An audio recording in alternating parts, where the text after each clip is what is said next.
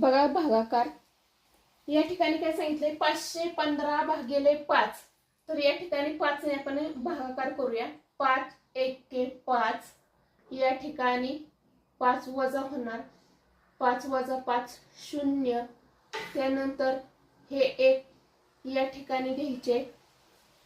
5च्या पाड्यात 1 नाहीत किंवा 1 ही काही छोटी संख्या आहे, त्यामुळे 1ला काय होत नाही, भाग जात नाही. म्हणून या ठिकाणी येणार 0.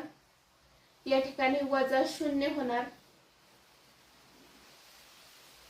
1 वजा 0 एकच.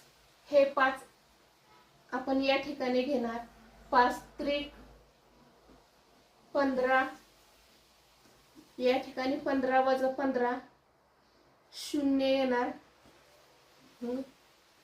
बाकी किती येणार तर 0.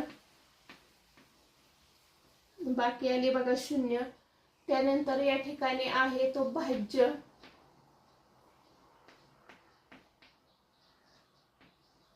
या ठिकाणी जो वरती येतो तो भागाकार.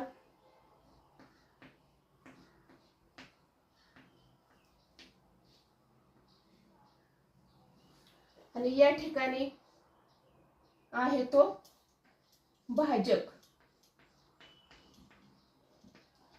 अशा पद्धतीने भागाकार आपल्याला करता येईल.